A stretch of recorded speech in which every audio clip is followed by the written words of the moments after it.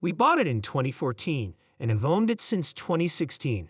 I met him in 2010, and it took me 4 years to get to know him. He asked me what was taking me so long.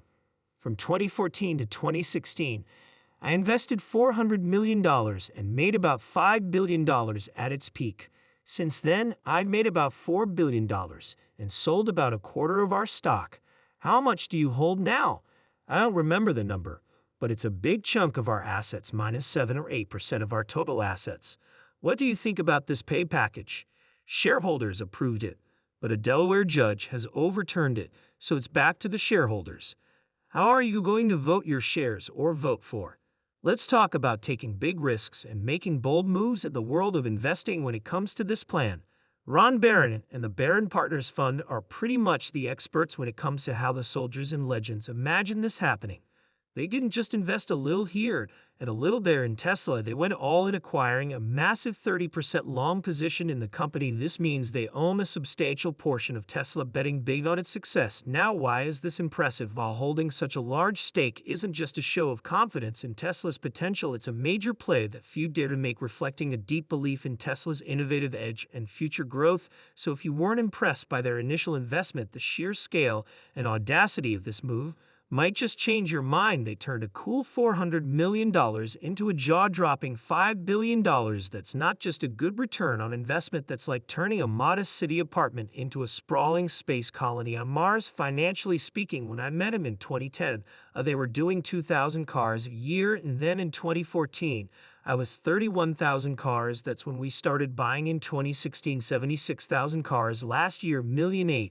So a significant growth, and he made promises, if met these metrics of EBITDA, of revenues, of market cap, that he would get this extraordinary compensation. And the compensation, when he started, when the contract was signed, it was the company's market value was $53 billion. It got as high as $1 trillion. That's now $550 billion. I think in the next 10 years, we're probably to make 4 or 5 times our money again in Tesla. And speaking of growth, let's shift our focus, starting with the numbers and ending with the production lines. Let's go back to what might seem like the good old days of 2010. Back then, Tesla was only making about 2,000 cars a year, which was a modest start, akin to a small car company making a niche product. But fast forward to 2016, and the picture has changed a lot. Tesla wasn't just dabbling in making cars, they were pros at it. And they were able to increase production to an amazing 76,000 cars a year. Yes, you heard that right, from 2,000 to 76,000 in just 6 years.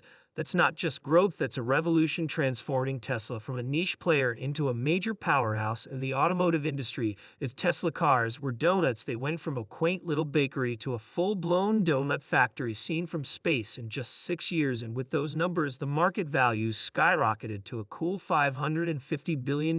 Now you might be wondering, what's the secret sauce here? Is it the sleek design, the eco-friendliness, or maybe just the Musk magic? Whatever it is, Tesla's making cars almost as fast as I lose my socks in the laundry.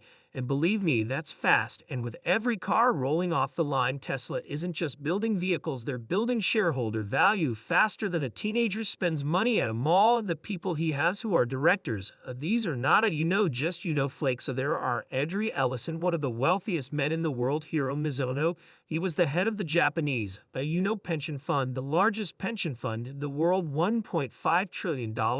Kathleen Thomas, Walgreens, Boots, so we had really, and of course the Robin Denholm, who came later, but they all approved this, and they all fit this with a fair agreement. Picture this: you're in a high-powered boardroom, the air buzzing with anticipation. Suddenly, someone nonchalantly nods approval for a deal involved in $1.5 trillion. Yes, that's trillion with a T, a number so big it's hard to understand in everyday language. This isn't a scene from a movie. It's just another day at the office for Ellison and his team, where they talk about numbers that could change whole economies while drinking coffee and reading the news. Not only are these decisions about money, but they're also about monumental commitments that can affect millions of lives in the global economy. Most people would find this kind of responsibility scary, but for Ellison and his team, it's just another day at the office. I mean, if I had $1 for every time a $1 trillion decision was made, I'd be able to retire today. If you look at Apple and Nvidia, they did well because they had something good for games. When Amazon came along, they had a bookseller, and look what they made: cars. For Tesla, cars are going to be like books or games. For other companies, cars are a business. They have all this other technology, and this company is going to be huge. Hold on to your hats or investment portfolios, because when Ron Barron looks at Tesla, he doesn't just see cars. He sees the next Amazon, the next Nvidia. We're talking about a company going from making cars to being a tech and software titan. It's like seeing a quiet kid in the back of the class become a rock star, but this rock star also makes rockets and sells solar panels. As we soar through the financial stratospheres, remember that investing in Tesla, according to Barron, isn't just about buying shares, it's about buying a piece of the future. And if Ron's predictions come true, we might just be on the elevator to the penthouse of the stock market. As a new shareholder, you're buying into a company where one of the best, if not the best, executives in this country and the world is running your business. Do you really want to not treat him right? Last year, Tesla had 140,000 employees, which shows how much people want to work there. In fact, Tesla and SpaceX had 12,000 new hires last year, and 6 million people applied for those jobs. 6 million people applied for 12,000 jobs. So think about that. They have it not because of the name Tesla or a car, but because of him. So think about how he was able to get these great people to come work for him and help him grow the business and make changes that will help everyone. And you want to honor a deal you made with him. Yeah, let's head into some rough seas because even big companies like Tesla have their share of bad weather. Recently, all eyes were on Elon Musk's pay package, which, to put it mildly, caused quite a debate. This wasn't just a normal boardroom discussion. It turned into a contentious battleground that drew attention from all over the world. Shareholders had their say by voting on how fair and large Musk's pay was, but just when it looked like the matter was over, a Delaware judge overturned the original decision. This sudden turn of events threw a major wrench into the works, upsetting the balance of power and sending shockwaves through the financial community. It's a stark reminder that even at the highest levels, corporate governance rarely goes smoothly. Imagine being promised the biggest pizza in the world only to find out that the judge just ruled your topping choices unconstitutional. But wait, there's more. This isn't small change. The lawyer asked for 5.6 billion Tesla shares. That's billion with a B. This case is so dramatic that it's like a blockbuster summer movie. I mean, for that much money, you could buy your own space program or at least a good chunk of Mars. And just when you thought our story couldn't get any more interesting, it does. Let's add some political drama to the mix. Step in. President Biden is a person whose contacts with Elon Musk could add an interesting twist to the story of Tesla. People often say that politics and low stakes are like two strangers that don't get along. A place for business and new ideas, the way Biden and Musk interact isn't just a small thing. It could have a big impact on Tesla's future plans and strategic decisions. Whether this friendship leads Tesla to calmer seas or rougher ones, water's time will tell. But one thing is for sure, when politics and business meet, it always leads to change. In the case of Tesla, it looks like we'll all be on the edge of our seats, like when your uncles fight at a family BBQ. One makes rockets and the other used to be the vice president of popcorn. Things are getting better. It's not just about keeping the ship steady during these legal battles and political wins. It's also about making sure that one of the most innovative companies stays at the top of the tech and auto industries.